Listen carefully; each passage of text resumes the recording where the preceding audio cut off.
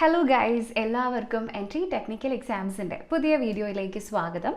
അപ്പോൾ നമ്മൾ ഇന്നത്തെ വീഡിയോയിൽ ഇവിടെ ഡിസ്കസ് ചെയ്യാനായിട്ട് പോകുന്നത് നമ്മുടെ AAI air traffic controller junior executive എക്സാമിനേഷൻ്റെ ആപ്ലിക്കേഷൻ വിൻഡോ തുറക്കുന്നതോടുകൂടി എല്ലാവരും നല്ല പഠനത്തിൻ്റെ ഒക്കെ ഒരു ചൂടിലേക്ക് മാറും അല്ലേ. അപ്പോൾ നിങ്ങൾക്കായിട്ടുള്ളൊരു ഡീറ്റെയിൽഡ് ആയിട്ടുള്ള സ്റ്റഡി പ്ലാൻ ആണ് നമ്മളിന്നിവിടെ ഡിസ്കസ് ചെയ്യുന്നത്. സോ ഇതൊരു 90 ഡേ സ്റ്റഡി പ്ലാൻ ആണ്.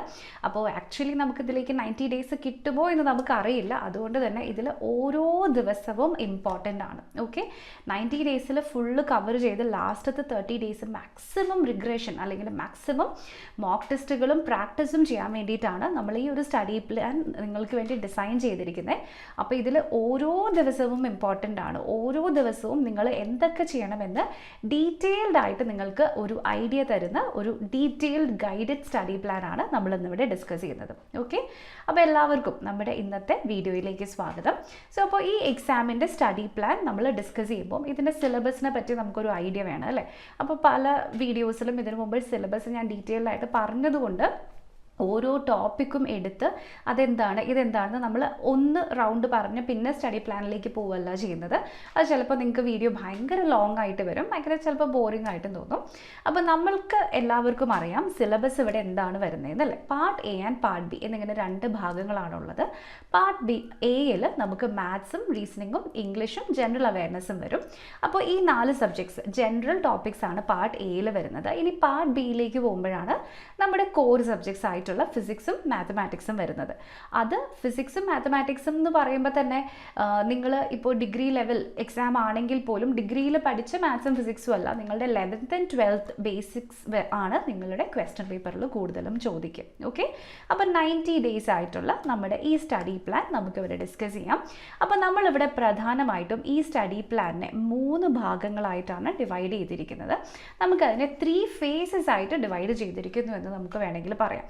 അപ്പോൾ അതിൻ്റെ ഒന്നാമത്തെ ഫേസ് എന്ന് പറയുന്നത് നല്ലൊരു ഫൗണ്ടേഷൻ ബിൽഡ് ചെയ്യാൻ വേണ്ടി നമുക്ക് യൂസ് ചെയ്യണം. അതിനെയാണ് നമ്മുടെ ഒന്നാമത്തെ ഫേസ് എന്ന് പറയുന്നത്. രണ്ടാമത്തെ ഫേസിൽ നമ്മൾ കൂടുതലായിട്ടും പ്രാക്ടീസ് ഒക്കെ ചെയ്ത് നിങ്ങളുടെ മിസ്റ്റേക്സ് ഒക്കെ കറക്റ്റ് ചെയ്യുന്നതിന് വേണ്ടിയിട്ടാണ് രണ്ടാമത്തെ ഫേസ് യൂസ് ചെയ്യുന്നത്. നല്ല പ്രാക്ടീസിനും നല്ല സ്ട്രാറ്റജീസ് ഡെവലപ്പ് ചെയ്യുന്നതിന് വേണ്ടിയും നമ്മുടെ രണ്ടാമത്തെ ഫേസ് യൂസ് ചെയ്യുന്നു. മൂന്നാമത്തെ ഫേസ് എന്ന് പറയുന്നത് അഡ്വാൻസ് ലെവൽ പ്രിപ്പറേഷനാണ്. അവിടെ നമ്മൾ കൂടുതലും റിവിഷന് പ്രാധാന്യം കൊടുത്തുകൊണ്ട് കൂടുതലും നമ്മുടെ ഫൈനൽ ടച്ചപ്പിന് വേണ്ടിയിട്ടാണ് യൂസ് ചെയ്യുന്നത്. ഓക്കെ, അപ്പോൾ മെയിൻ ആയിട്ടുള്ള സബ്ജക്ട്സ് ഞാനിവിടെ 5 എണ്ണാക്കി എടുത്തിട്ടുണ്ട്. അപ്പോൾ മാത്സിൽ തന്നെ നിങ്ങൾക്കറിയാം ജനറൽ പേപ്പറും വരുന്നുണ്ട്, അതുപോലെ തന്നെ പാർട്ട് ബിയിലുള്ള കോർ പേപ്പറും വരുന്നുണ്ട്. പക്ഷേ അതിന് നമ്മൾ പൊതുവേ ഇവിടെ മാത്തമാറ്റിക്സ് ആണ് എടുത്തിട്ടുള്ളൂ. സോ മാത്തമാറ്റിക്സിൽ ക്വാണ്ടിറ്റേറ്റീവ് ആപ്റ്റിറ്റ്യൂഡിലെ ചോദ്യങ്ങൾ എന്ന് പറയുന്നത് നമ്മുടെ ബേസിക് മാത്തമാറ്റിക്സ് ആണ്. സോ അതിലെ ബേസിക് അരിത്തമാറ്റിക്കൽ ഓപ്പറേഷൻസും പെർസെൻറ്റേജും കാര്യങ്ങളൊക്കെ അറിഞ്ഞാൽ തന്നെയാണ് നമ്മുടെ അഡ്വാൻസ് ലെവൽ മാത്സിലേക്ക് നമുക്ക് പോകാൻ പറ്റുള്ളൂ. അപ്പോൾ അതുകൊണ്ട് ഇതിനെ കമ്പൈൻ ചെയ്താണ് എടുത്തിരിക്കുന്നത്. അപ്പോൾ ഈ സ്ട്രക്ചേർഡ് പ്ലാൻ എങ്ങനെ നിങ്ങളെ ഹെൽപ്പ് ചെയ്യും എന്ന് നമുക്ക് നോക്കാം. ഓക്കെ, സോ ഫസ്റ്റ് തന്നെ നമ്മുടെ ഒന്നാമത്തെ ഫേസ്, അതായത് ഫൗണ്ടേഷൻ ബിൽഡിങ്ങിൻ്റെ ഫേസിൽ നിങ്ങൾ എന്തൊക്കെയാണ് ചെയ്യേണ്ടത് നമുക്ക് നോക്കാം. ഓക്കെ, അപ്പോൾ ഈ ആദ്യത്തെ 3 അല്ലെങ്കിൽ ആദ്യത്തെ ഒരു 4 ആഴ്ച ഏകദേശം 28 ഡേയ്സ് വരും. അതിനെ നമുക്ക് ഫസ്റ്റ് 30 ഡേയ്സ് ആയിട്ട് ഒരു സ്ലോട്ടായിട്ട് നമ്മളിവിടെ സെലക്ട് ചെയ്യാണ്. ഈ ആദ്യത്തെ 30 ദിവസം നമ്മുടെ ഫൗണ്ടേഷനിലാണ് നമ്മൾ നന്നായിട്ട് ഫോക്കസ് ചെയ്യാനായിട്ട് പോകുന്നത്. ക്ലിയർ? അപ്പോൾ ഒരു പക്ഷേ നിങ്ങളിപ്പോൾ ഡിഗ്രി കഴിഞ്ഞ ആൾക്കാരായിരിക്കും, അല്ലെങ്കിൽ പോസ്റ്റ് ഗ്രാജുവേഷനും കഴിഞ്ഞ ആൾക്കാരായിരിക്കും. അപ്പോൾ അങ്ങനെയുള്ളവർ മാത്സും ഫിസിക്സും ഓൾറെഡി പഠിച്ചവരായതുകൊണ്ട് തന്നെ നിങ്ങൾക്ക് ഒരു ഫൗണ്ടേഷനും അറിയില്ല എന്ന് പറഞ്ഞിട്ടുണ്ടെങ്കിൽ അത് ഡെഫിനറ്റ്ലി നമുക്ക് വിശ്വസിക്കാൻ പറ്റില്ല അല്ലേ. നിങ്ങളുടെ 11th and 12th നിങ്ങൾ പഠിച്ചിരിക്കുന്ന മാത്സും ഫിസിക്സും നിങ്ങൾക്ക് ഭയങ്കര ഓർമ്മയില്ലെങ്കിൽ പോലും ഏകദേശം നിങ്ങൾ ഫിസിക്സും മാത്സും നിങ്ങളുടെ ഡിഗ്രിയിലും കൂടെ സബ്ജക്റ്റായിട്ട് പഠിച്ചതുകൊണ്ട് അത്ര ടച്ച് വിട്ടുപോയിട്ടുണ്ടാവാൻ സാധ്യതയില്ല. ഇനി അങ്ങനെയുള്ളവർ, അതായത് ഫിസിക്സും മാത്സും ഒന്നും അറിയില്ല എന്നുള്ളവർ, ബേസ് തൊട്ട് പ്രിപ്പയർ ചെയ്യണമെന്നുള്ളവർ ഈ 90 ഡേയ്സിൽ കുറച്ച് എക്സ്ട്രാ എഫേർട്ട് തീർച്ചയായിട്ടും ഇടണം. കാരണം ഇതൊരു ഞാൻ പറയാം ഒരു 60% അബവ് മാർക്ക് വാങ്ങിക്കുന്ന കുട്ടികൾക്ക് വേണ്ടിയിട്ടാണ് ഞാൻ ഈ സ്റ്റഡി പ്ലാൻ ചെയ്തിരിക്കുന്നത്. ഇൻ കേസ് നിങ്ങൾ അതിന് ബിലോ ആണ്, നിങ്ങൾക്ക് ഫസ്റ്റ് തൊട്ട് ബേസിക്സ് നന്നായിട്ട് പഠിക്കണം എന്നുണ്ടെങ്കിൽ നിങ്ങൾ കുറച്ചും കൂടി ഒരു 3 hours എക്സ്ട്രാ ഡെയിലി നിങ്ങൾ ഇടേണ്ടി എടുക്കേണ്ടതായിട്ട് വരും. ഓക്കെ, നമുക്ക് എല്ലാം കവർ ചെയ്ത് പോകണമെങ്കിൽ അതാണ് നമുക്ക് പറ്റുള്ളൂ, അതുകൊണ്ടാണ് കേട്ടോ. അപ്പോൾ നമുക്ക് ഇവിടെ ഈ തന്നിരിക്കുന്ന ആദ്യത്തെ 30 ദിവസത്തെ 3 ഭാഗങ്ങളായിട്ട് നമ്മൾ ഡിവൈഡ് ചെയ്തിട്ടുണ്ട്. ആദ്യത്തേത് ഒന്നാമത്തെ ആഴ്ച വീക്ക് 1, രണ്ടാമത്തെ ആഴ്ച വീക്ക് 2 ആൻഡ് മൂന്നാമത്തേത് വീക്ക് 3 to 4 ആണ് നമ്മളിവിടെ സെലക്ട് ചെയ്തിരിക്കുന്നത്. അപ്പോൾ ഈ സ്ലൈഡിൽ കുറേ ടോപ്പിക്സ് ഉണ്ടല്ലോ എന്നൊന്നും കണ്ട് നിങ്ങൾ പേടിക്കേണ്ട. സോ നമ്മൾ അതിനെ നിങ്ങൾക്ക് മനസ്സിലാവുന്ന രീതിയിൽ അത് അല്ലാതെ മാറ്റി ജസ്റ്റ് ഡിസ്ക്രൈബ് ചെയ്യുന്നുണ്ട്. അപ്പോൾ ഞാനിവിടെ പറഞ്ഞു തരാം എന്താ നമ്മൾ ചെയ്യാൻ പോകുന്നതെന്ന്. ഒന്നാമത്തെ ആഴ്ച എന്ന് പറയുമ്പോൾ നിങ്ങൾ പഠിക്കാൻ ഭയങ്കര ആവേശത്തിൽ ഓക്കെ എന്തായാലും ഇത് ചെയ്യണം എന്ന് പറയുന്നത് നമ്മുടെ ആ ഒരു സ്പിരിറ്റ് നല്ല പീക്ക് ലെവലിൽ നിൽക്കുന്ന ഒരു സമയമായിരിക്കും. അപ്പോൾ അന്നേരം നിങ്ങൾ ടഫായിട്ട് വരുന്ന സബ്ജക്ട്സിൽ നിന്ന് സ്റ്റാർട്ട് ചെയ്തോളൂ. എന്തായാലും ഒന്നാമത്തെ ആഴ്ച നിങ്ങൾ ആദ്യം പഠിക്കുന്ന കാര്യങ്ങൾ നിങ്ങൾ വളരെയധികം നേരം റീറ്റെയിൻ ചെയ്യും. നിങ്ങൾ അത്യാവശ്യം നല്ല ഇൻസ്പയർഡ് ആയിരിക്കും. നിങ്ങൾ സ്വന്തം എഫേർട്ട് എടുത്ത് പഠിക്കുകയും ചെയ്യും. അവിടെ നിങ്ങൾ പോയി ഈസി ആയിട്ടുള്ള കാര്യങ്ങളിലേക്ക് പോകരുത്. കാരണം ഈസിയായി നിങ്ങൾക്ക് ഓൾറെഡി അറിയുന്ന കാര്യങ്ങൾ അവിടെ പഠിച്ചാൽ ആ തുടക്കത്തിലെ ആ ഫ്രഷ് എനർജി അവിടെ വേസ്റ്റ് ആയിപ്പോവും. ഓക്കെ, അത് മുന്നിൽ കണ്ടുകൊണ്ടാണ് നമുക്ക് പൊതുവേ കുറച്ച് ടഫായിട്ട് വരുന്ന ടോപ്പിക്സ്, വെക്ടേഴ്സ് ആൻഡ് സ്കെയിലേഴ്സ്, അതിൽ നിന്നൊക്കെ ഇഷ്ടംപോലെ ക്വസ്റ്റ്യൻസ് വരാറുണ്ട്. പിന്നെ കിനമാറ്റിക്സ്, വീണ്ടും ആൽജിബ്ര തുടങ്ങിയിട്ടുള്ള കാര്യങ്ങളൊക്കെ നമ്മുടെ ഫസ്റ്റത്തെ വീക്കിൽ നമ്മൾ കൊണ്ടുവന്നിരിക്കുന്നത്. ഓക്കെ, അതിനുശേഷം നമ്മുടെ രണ്ടാമത്തെ വീക്കിലേക്ക് പോകുമ്പോഴേക്കും അവിടെ നിങ്ങൾക്ക് ടോപ്പിക്സ് നിങ്ങൾക്ക് സെലക്ട് ചെയ്യാം കേട്ടോ. ട്രിഗ്നോമെട്രി നിങ്ങൾക്ക് വേണമെങ്കിൽ ചൂസ് ചെയ്യാം, തെർമോഡൈനാമിക്സ് ചൂസ് ചെയ്യാം, കോർഡിനേറ്റ് ജിയോമെട്രി ചൂസ് ചെയ്യാം. ആൻഡ് ഇംഗ്ലീഷും ലാംഗ്വേജും, അതായത് ഇംഗ്ലീഷ് ലാംഗ്വേജും റീസണിങ്ങും അതിൻ്റെ കൂടെ തന്നെ നിങ്ങൾ പ്രാക്ടീസ് ചെയ്യുക. വീക്ക് 3 to 4 ബാക്കി വരുന്ന ടോപ്പിക്സൊക്കെ നിങ്ങൾ ടച്ച് ചെയ്ത് പോവുക. ഓക്കെ, അപ്പോൾ അതിൽ ഏത് ദിവസം ഏത് ടോപ്പിക്ക് നിങ്ങൾക്ക് പഠിക്കണം എന്നുള്ളത് നിങ്ങൾക്ക് തന്നെ തീരുമാനിക്കാം. അതിനൊരു കുഴപ്പമില്ല. That is purely up to you. അത് നിങ്ങൾക്ക് എന്താണെങ്കിലും കുഴപ്പമില്ല. ക്ലിയർ? അപ്പോൾ ഇങ്ങനെയാണ് week 1, week 2, week 3 and week 3, 4 നമ്മൾ ഇവിടേക്ക് ഡിസൈൻ ചെയ്തിരിക്കുന്നത്. സോ ഇവിടെ നിങ്ങൾ ചെയ്യാൻ പോകുന്ന കാര്യം ഒന്നുകൂടി ഞാൻ പറഞ്ഞുതരാം. ഇവിടെ നമ്മൾ ഫൗണ്ടേഷനാണ് ബിൽഡ് ചെയ്യാനായിട്ട് പോകുന്നത്. ഓക്കെ, അപ്പം നിങ്ങൾക്ക് അറിയുന്ന കാര്യങ്ങളിൽ നിങ്ങൾ വീണ്ടും ഒരുപാട് സമയമെടുത്ത് ടൈം പ്ലീസ് വേസ്റ്റ് ചെയ്യരുത്. ഓക്കെ, അതിന് പകരം ഇപ്പോൾ നിങ്ങൾ ഒരു ടോപ്പിക്സ് സ്പെഷ്യലി നിങ്ങൾ നോക്കുകയാണ്. ഫോർ എക്സാമ്പിൾ നിങ്ങളിപ്പോൾ ട്രിഗ്നോമെട്രി ആണ് പഠിക്കുന്നതെന്ന് വിചാരിക്കുക. അപ്പോൾ ട്രിഗ്നോമെട്രിയുടെ കുറേ കാര്യങ്ങൾ നിങ്ങൾക്കറിയാം. എന്നാൽ അതേസമയം ഇൻവേഴ്സ് ട്രിഗ്നോമെട്രിക്കൽ ഫങ്ഷൻസ് അല്ലെങ്കിൽ ഏതെങ്കിലും ഒരു ചെറിയ ടോപ്പിക്ക് നിങ്ങൾക്ക് അറിയില്ലെങ്കിൽ അതിൻ്റെ ബേസ് നിങ്ങൾ നന്നായിട്ട് പ്രാക്ടീസ് ചെയ്യാം. ക്ലിയർ എല്ലാവർക്കും?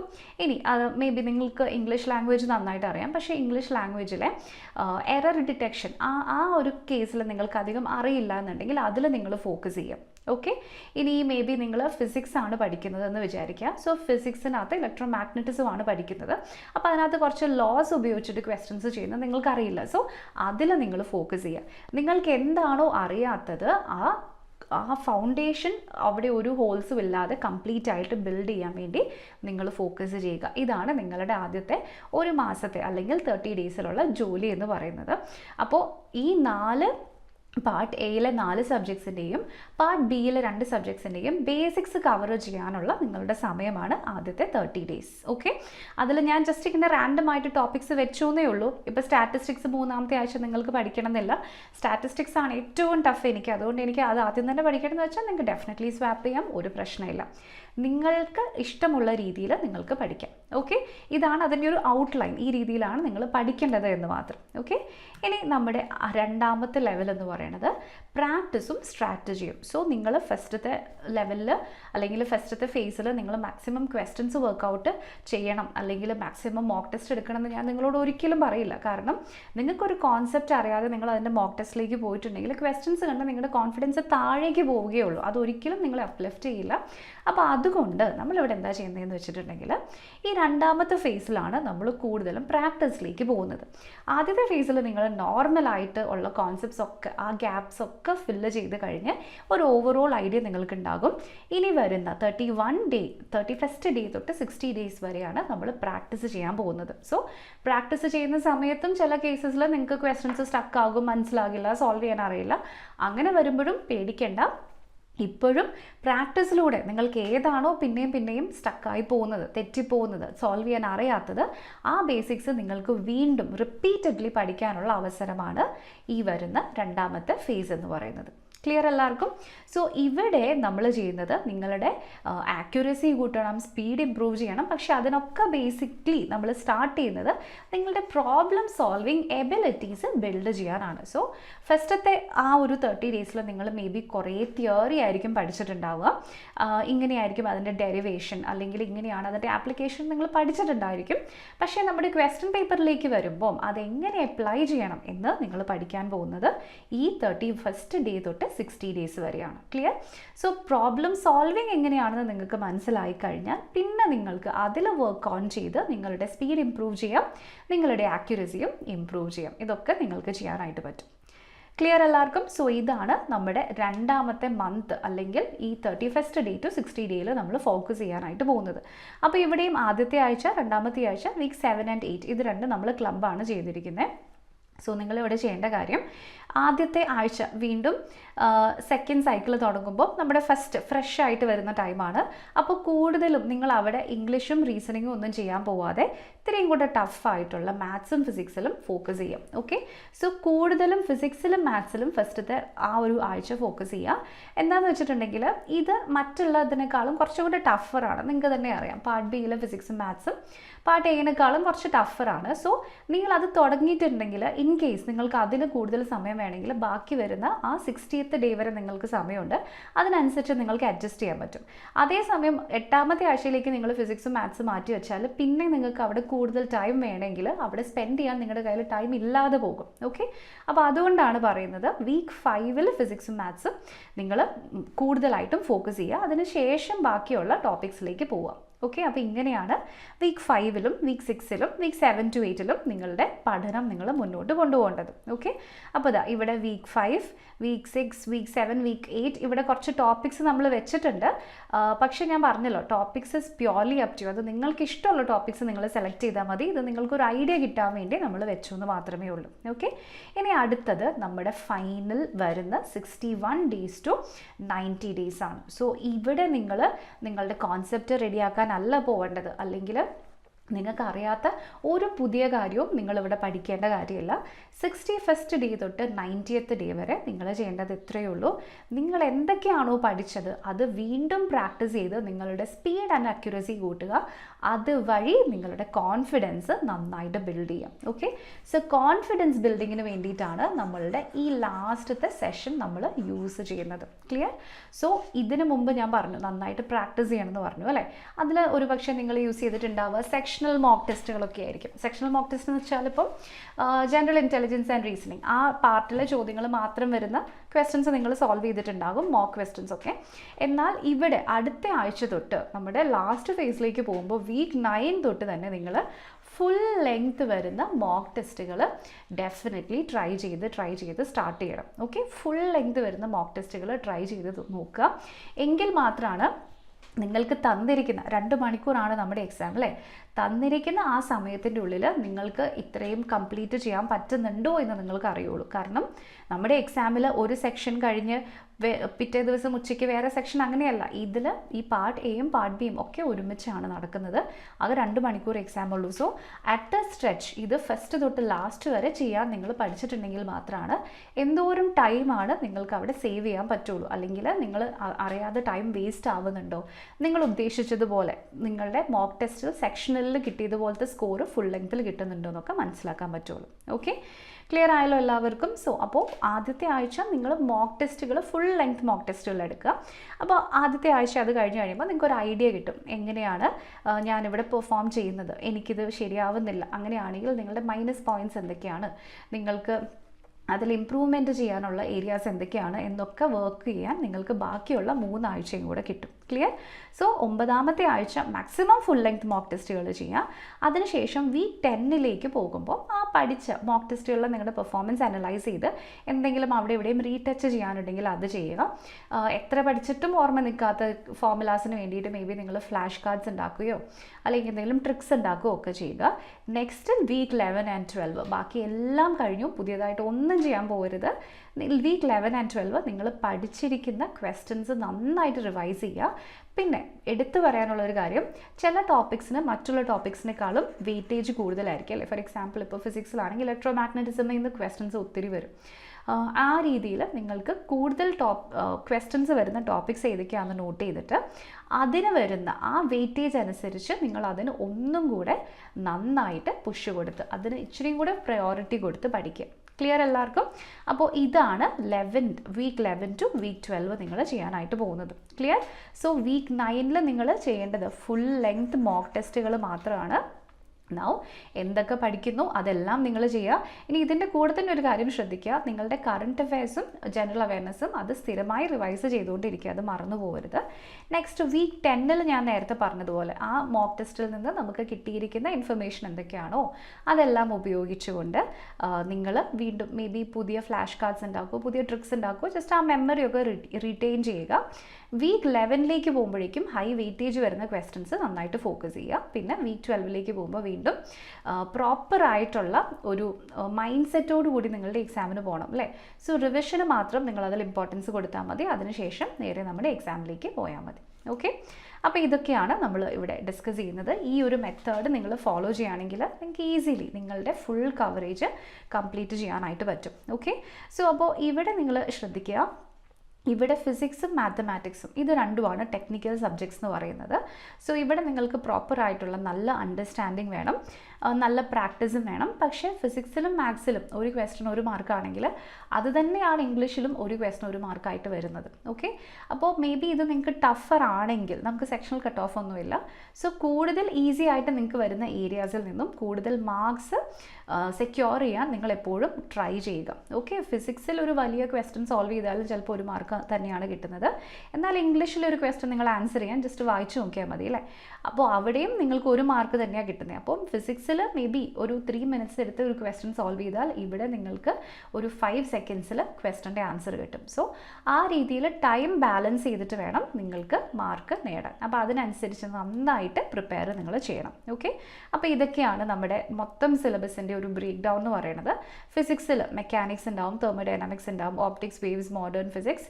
നെക്സ്റ്റ് നമുക്ക് ന്യൂമറിക്കൽ പ്രോബ്ലം സോൾവിങ് ആയിരിക്കും ഫിസിക്സിൽ അധികം വരുന്നത്.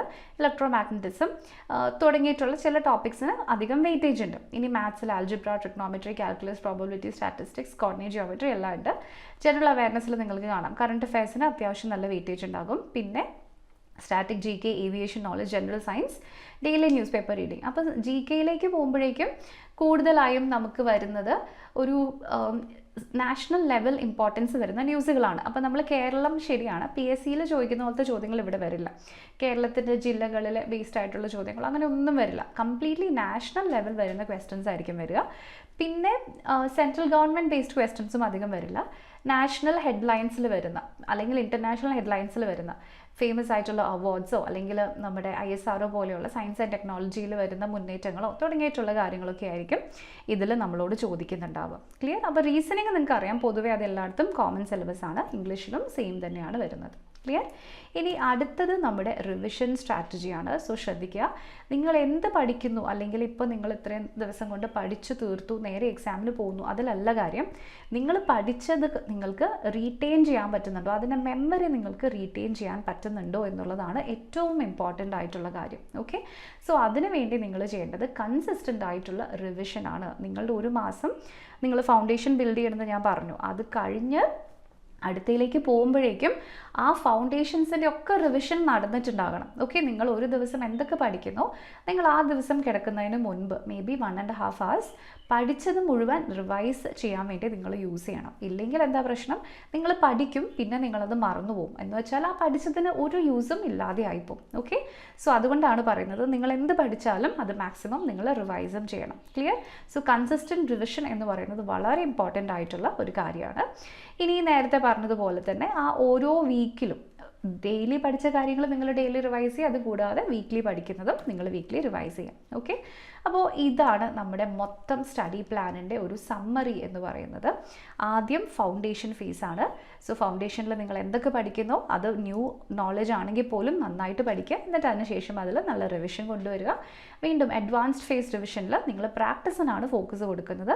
പ്രാക്ടീസ് ചെയ്യുക, അതോടൊപ്പം നിങ്ങൾ പഠിച്ചതിൽ എന്തെങ്കിലും മിസ്സിംഗ് പാർട്സ് ഉണ്ടെങ്കിൽ ആ ഗ്യാപ്സ് ഒക്കെ നന്നായിട്ട് ഫില്ല് ചെയ്യുക. ഓക്കെ, ഇനി ഫൈനൽ ഫേസ് റിവിഷൻ അത് കൂടുതലും നിങ്ങൾ പഠിച്ച കാര്യങ്ങൾ ഒന്നും കൂടി കൺസോളിഡേറ്റ് ആക്കുന്നതിന് വേണ്ടിയിട്ടും ഫുൾ ലെങ്ത് മോക്ക് ടെസ്റ്റുകൾ എടുത്ത് നിങ്ങൾക്ക് എവിടെയെങ്കിലും എക്സാമിന് ആക്ച്വലി എന്തെങ്കിലും പ്രാക്ടിക്കൽ ഡിഫിക്കൽട്ടി ഫേസ് ചെയ്യുകയാണെങ്കിൽ അത് കവർ ചെയ്യുന്നതിനും വേണ്ടിയിട്ടാണ്. ഓക്കെ, അപ്പോൾ ഇവിടെ ശ്രദ്ധിക്കുക, ഇതൊന്നും കൂടാതെ സ്ട്രക്ചറൽ ആയിട്ടുള്ള ഡിസിപ്ലിൻഡ് ആയിട്ടുള്ള ഒരു സ്റ്റഡി കൂടാതെ വേറെ എന്തെല്ലാം കാര്യങ്ങളാണ് നിങ്ങളെ ഹെൽപ്പ് ചെയ്യാനായിട്ട് പറ്റുക. സോ ഇത് വളരെ ഇമ്പോർട്ടൻ്റ് ആയിട്ടുള്ളൊരു ട്രിക്കാണ്. ഒരു ഫോർമുല നോട്ട്ബുക്കും ഒരു മിസ്റ്റേക്ക് നോട്ട്ബുക്കും എടുത്ത് വയ്ക്കുക. എന്താണ് ഈ ഫോർമുല നോട്ട്ബുക്ക് എന്ന് പറയുന്നത്? ചിലപ്പം ചില കേസസിൽ നിങ്ങൾക്ക് മാത്സിലൊക്കെ സോൾവ് ചെയ്യുമ്പോൾ ഡയറക്റ്റ് ഫോർമുലാസ് കാണാൻ പറ്റും. ഫോർ എക്സാമ്പിൾ ഇപ്പോൾ നമുക്ക് നമ്മുടെ പെർമ്യൂട്ടേഷൻ കോമ്പിനേഷൻ ഒരു എക്സാമ്പിൾ പറയുകയാണ്. Number off from the given number of points, എത്ര പോയിൻറ്റ്സ് ഉണ്ടോ അതിൽ നിന്ന് എത്ര ട്രയാങ്കിൾസ് ഫോം ചെയ്യാൻ പറ്റും. അതിന് നമുക്കറിയാം കോമ്പിനേഷൻസ് വെച്ചിട്ട് ഒരു ഫോർമുല നമ്മുടെ നോർമൽ തിയറിയിൽ അത് ചെയ്യാൻ പറ്റും. എന്നാൽ അതല്ലാതെ ഒരു ക്വിക്ക് ഫോർമുലയും അതിനുണ്ട്. അപ്പോൾ നിങ്ങൾ പഠിക്കുന്ന കൂട്ടത്തിൽ ആ ഫോർമുല ജസ്റ്റ് ഒന്ന് ഇവിടെ ഒരു നോട്ടായിട്ട് എടുത്ത് വെച്ചിട്ടുണ്ടെങ്കിൽ നിങ്ങൾക്ക് പഠിക്കുമ്പോൾ നിങ്ങളുടെ റിവിഷന് അത് ഒത്തിരി ഹെൽപ്ഫുൾ ആയിരിക്കും. അതുകൂടാതെ തന്നെ നിങ്ങൾ ചെയ്യുന്ന മിസ്റ്റേക്സും കൂടെ നിങ്ങളൊന്ന് നോട്ട് ചെയ്യുക. അങ്ങനെയാണെങ്കിൽ ചിലപ്പോൾ നമ്മുടെ എക്സാമിൻ്റെ ടെൻഷനൊക്കെ നമ്മൾ ആ മിസ്റ്റേക്സ് റിപ്പീറ്റ് ചെയ്യാനുള്ള ചാൻസ് ഉണ്ട്. അപ്പോൾ അതും കൂടി ഒന്ന് ഓടിച്ച് നോക്കി പോവുകയാണെങ്കിൽ ഡെഫിനറ്റ്ലി നിങ്ങൾക്ക് അതും വളരെയധികം ഹെൽപ്ഫുൾ ആയിരിക്കും, അതേ മിസ്റ്റേക്ക് തന്നെ ഉണ്ടാവാതിരിക്കാൻ വേണ്ടി. ഓക്കെ, ഇവിടെ നെഗറ്റീവ് മാർക്സ് ഇല്ലാത്ത എക്സാമാണ്, ശരിയാണ്. സോ നമുക്ക് ഗെസ് ചെയ്യാം, പക്ഷേ കുറച്ചും കൂടി വൈൽഡ് ആയിട്ടുള്ള ഗെസ്സസ് ഒഴിവാക്കി കുറച്ചും കൂടി ലോജിക്കൽ ആയിട്ടുള്ള ഗെസ്സസ് നിങ്ങൾ ചെയ്യാനായിട്ട് ശ്രമിക്കുക. നെഗറ്റീവ് മാർക്ക് ഇല്ലാത്തത് കൊണ്ട് ഗെസ് ചെയ്യുന്നത് കൊണ്ട് ഒരു കുഴപ്പമില്ല, ഗെസ്സിങ് ഇസ് എൻകറേജ്ഡ്. പക്ഷേ വൈൽഡ് ഗെസ്സസ് നടത്തി സമയം കളയാതെ, ഇനിയിപ്പം നിങ്ങൾ ചിലർ വിചാരിക്കുന്നുണ്ടാവും ആൻസർ നമുക്കറിയാം ഇപ്പോൾ ABCD 4 ഓപ്ഷൻസാണ് ഉള്ളതെങ്കിൽ ഏറ്റവും കൂടുതൽ വരുന്ന ഓപ്ഷൻസ് ഏതൊക്കെയാണ് അത് ചൂസ് ചെയ്ത് അത് നമുക്ക് എന്നാൽ വെറുതെ കറക്കി കുത്തി എഴുതാന്ന്. അപ്പോൾ നിങ്ങൾ ഈ 120 ക്വസ്റ്റ്യനിൽ ഓരോന്നിൻ്റെയും ആൻസർ ഇതാണ്, B ഇത്ര എണ്ണം വന്നു, C ഇത്ര എണ്ണം വന്നു എഴുതി പോകുമ്പോഴേക്കും അവിടെ നിങ്ങളുടെ എത്ര സമയമാണ് പിന്നെയും വേസ്റ്റായി പോകുന്നത് അല്ലേ. അപ്പം അങ്ങനെ അൺഹെൽത്തി ആയിട്ടുള്ള ഇതിലേക്കൊന്നും വല്ലാതെ പോകണ്ട. നിങ്ങൾക്ക് സമയം ഉണ്ടെങ്കിൽ കുഴപ്പമില്ല, സമയം ഇല്ലെങ്കിൽ നിങ്ങളുടെ ടെൻഷൻ്റെ ഇടയ്ക്ക് ഇതുകൂടി നിങ്ങൾ ചെയ്ത് സമയം കളയരുത്. നിങ്ങൾ ഗെസ് ചെയ്തോളൂ, പക്ഷേ കുറച്ചും കൂടെ നമ്മുടെ ആൻസറിൻ്റെ അടുത്തെത്തുന്ന രീതിയിലുള്ള ഗെസ് നിങ്ങൾ എപ്പോഴും ചെയ്യാനായിട്ട് ശ്രദ്ധിക്കുക. ഓക്കെ, സോ വീണ്ടും ഇതൊരു ഡിസിപ്ലിൻഡ് ആയിട്ടുള്ള മെത്തേഡിൽ വേണം നിങ്ങൾ ഫോളോ ചെയ്യാൻ. കൺസിസ്റ്റൻ്റ് ആയിട്ട് ആദ്യത്തെ ഒരാഴ്ച ചെയ്തു എന്നാൽ ഇനി അടുത്ത ആഴ്ച റെസ്റ്റ് എന്നുള്ള രീതിയിൽ പോകരുത്. ഈ 90 ഡേയ്സിലും നിങ്ങൾക്ക് ഫുള്ള് എഫേർട്ട് കൊടുക്കുക. നിങ്ങളെ കൊണ്ട് പറ്റുന്ന അത്രയും നന്നായിട്ട് നിങ്ങൾ വർക്ക് ചെയ്യുക. ഡെഫിനറ്റ്ലി ATC എന്ന് പറയുന്ന ജോലി നിങ്ങളുടെ തന്നെ ആയിരിക്കും. ഓക്കെ, അപ്പോൾ നമ്മൾ ഈ പറഞ്ഞിരിക്കുന്നതിൻ്റെ മൊത്തം ഒരു സമ്മറിയാണ് ഇവിടെ കാണിച്ചിരിക്കുന്നത്. എറർ ലോഗ്, അതായത് നിങ്ങളുടെ മിസ്റ്റേക്സ് വരുത്തുന്ന എവിടെയാണോ അതൊക്കെ ഒന്ന് ജസ്റ്റ് നോട്ട് ചെയ്ത് വെക്കുക. ടൈം മാനേജ്മെൻറ്റ് നന്നായിട്ട് ഫോക്കസ് ചെയ്യുക. Accuracy is very very important. 4 ഓപ്ഷൻസിലെയും ഓപ്ഷൻസ് ചിലപ്പം അങ്ങോട്ടും ഇങ്ങോട്ടും അടുത്തടുത്തായിരിക്കും വരിക. സോ നിങ്ങൾക്ക് ആക്യുറേറ്റ് ആൻസർ കിട്ടിയില്ലെങ്കിൽ ആൻസർ തെറ്റിപ്പോകും. അത് ചെയ്യുക. അതിൻ്റെ കൂടെ തന്നെ പ്രോപ്പർ റെസ്റ്റും എടുക്കുക. ഇത് പലരും മറന്നു പോകുന്ന കാര്യമാണ്. നല്ല റെസ്റ്റും എടുത്ത് നിങ്ങളുടെ ബ്രെയിനിന് നിങ്ങൾ പഠിച്ച സാധനങ്ങളൊക്കെ റീറ്റെയിൻ ചെയ്യാനുള്ള ഒരു സിറ്റുവേഷൻ കൂടെ നിങ്ങൾ ഉണ്ടാക്കി കൊടുക്കണം. അതുകൂടെ നിങ്ങൾ ഫെസിലിറ്റേറ്റ് ചെയ്യണം. ഓക്കെ, അപ്പോൾ നമ്മൾ ഈ പറഞ്ഞതിൽ നിങ്ങൾക്ക് ആർക്കെങ്കിലും എന്തെങ്കിലും ഡൗട്ട്സോ ക്വസ്റ്റ്യൻസോ തോന്നുകയാണെങ്കിൽ ജസ്റ്റ് കോമെൻറ്റ്സിലൂടെ എഴുതി അറിയിച്ചാൽ മതി. ഇനി നമ്മുടെ സ്റ്റഡി പ്ലാൻ ഡീറ്റെയിൽഡ് ആയിട്ട് നമ്മൾ നിങ്ങൾക്ക് പ്രൊവൈഡ് ചെയ്യുന്നതായിരിക്കും. ഇനി നമ്മുടെ കോഴ്സസിനെ പറ്റിയൊക്കെ അറിയണമെന്നുണ്ടെങ്കിൽ സ്ക്രീനിൽ കാണുന്ന ഈ ഒരു നമ്പറിൽ നമ്മൾ കോൺടാക്റ്റ് ചെയ്താലും മതി. ഓക്കെ, അപ്പോൾ ഇത്രയുമാണ് ഇന്നത്തെ വീഡിയോയിൽ ഡിസ്കസ് ചെയ്തത്. നിങ്ങൾക്ക് ഇനിയും ഏതൊക്കെ ടോപ്പിക്സിനെ പറ്റിയിട്ടാണ് ATCയിലെ പറ്റി നിങ്ങൾക്ക് എന്തെങ്കിലും കൂടുതൽ അറിയണമെന്നുണ്ടെങ്കിൽ ജസ്റ്റ് ചോദിച്ചാൽ മതി. അത് നമ്മുടെ അടുത്ത വീഡിയോസിൽ നമ്മൾ ചെയ്യുന്നതായിരിക്കും. Okay, so thank you so much for watching. അടുത്ത തവണ വീണ്ടും കാണാം.